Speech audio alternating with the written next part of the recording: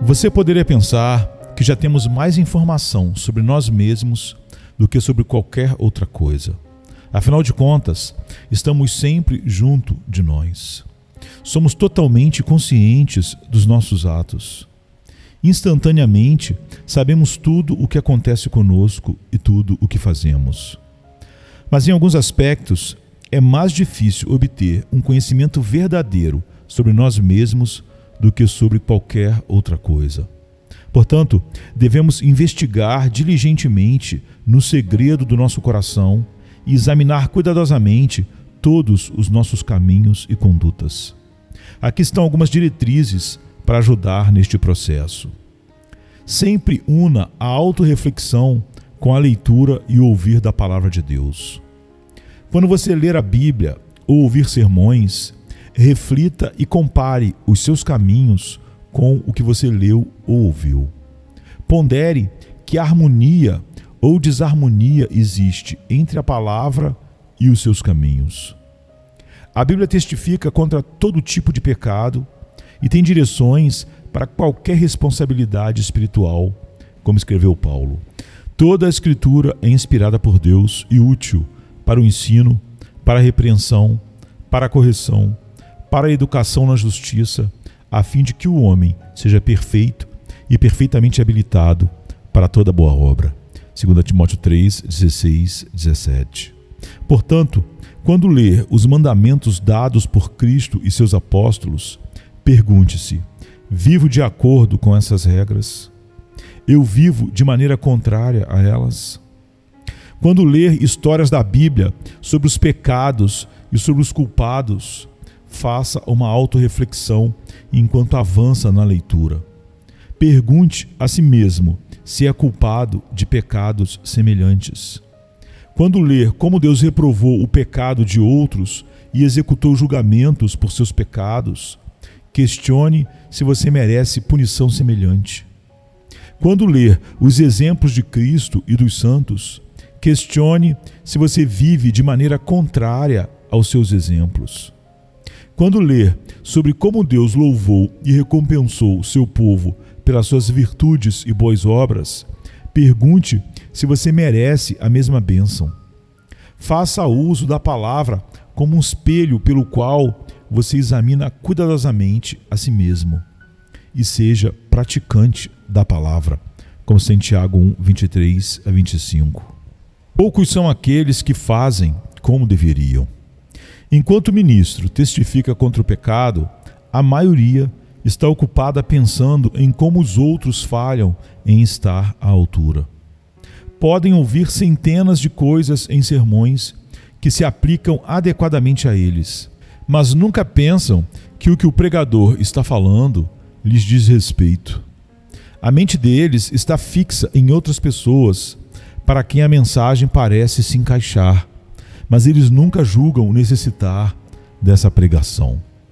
Se você faz coisas que geralmente são evitadas por pessoas perspicazes e maduras, tenha um cuidado especial em questionar-se se tais atos poderiam ser pecaminosos. Talvez você tenha argumentado consigo mesmo que tal ou tal prática é lícita. Você não vê mal algum nela.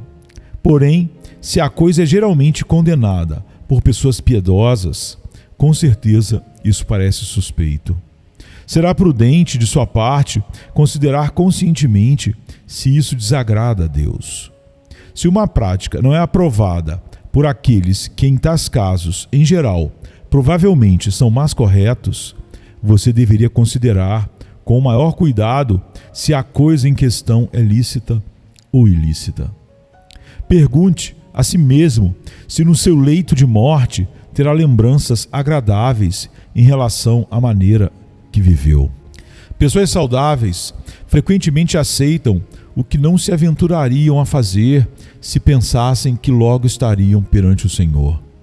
Pensam na morte como algo distante e assim acham muito mais fácil tranquilizar a consciência sobre o que estão fazendo no presente. Porém, se pensassem que poderiam morrer logo, não achariam tão confortável contemplar o Senhor com tais atos.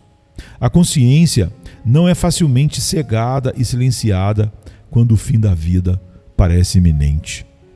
Solenemente, pergunte a si mesmo e veja se está fazendo algo agora que pode trazer problemas quando você estiver no leito de morte. Pense nos seus caminhos e examine-se a si mesmo com a expectativa sensata de logo partir deste mundo para a eternidade.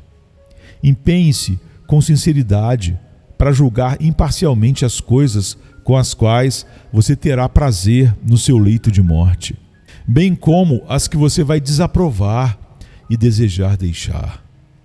Considere o que os outros podem dizer sobre você. Embora as pessoas estejam cegas quanto às suas próprias faltas, facilmente descobrem os erros dos outros e consideram-se aptas o suficiente para falar deles. Algumas vezes, as pessoas vivem de maneiras que absolutamente não são adequadas, porém estão cegas para si mesmas. Não veem seus próprios fracassos, embora os erros dos outros lhes sejam perfeitamente claros e evidentes. Elas mesmas não veem suas falhas, quanto as dos outros não podem fechar os olhos ou evitar ver em que falharam. Alguns, por exemplo, são inconscientemente muito orgulhosos, mas o problema aparece notório aos outros. Alguns são muito mundanos, ainda que não sejam conscientes disso. Alguns são maliciosos e invejosos. Os outros veem isso, e para eles lhes parecem verdadeiramente dignos de ódio.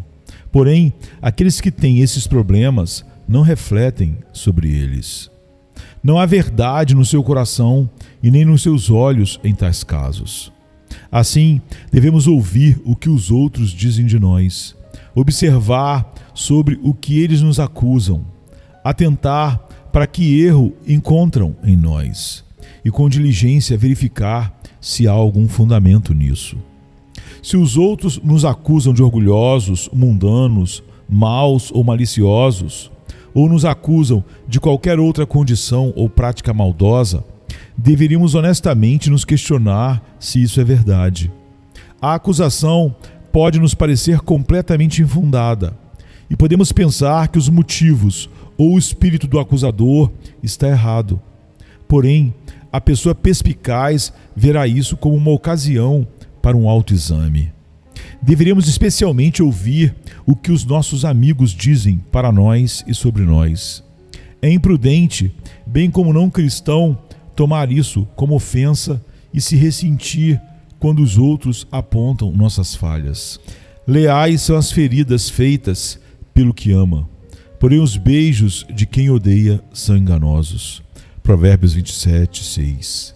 Deveríamos nos alegrar que nossas máculas foram identificadas. Mas também deveríamos atentar para as coisas sobre as quais os nossos inimigos nos acusam. Se eles nos difamam e nos insultam descaradamente, até mesmo com uma atitude incorreta, deveríamos considerar isso como um motivo para uma reflexão no íntimo e nos perguntar se há alguma verdade no que está sendo dito. Mesmo se o que for dito é revelado de modo reprovável e injurioso, ainda pode ser que haja alguma verdade nisso. Quando as pessoas criticam outras, mesmo se seus motivos forem errados, provavelmente têm como alvo verdadeiros erros.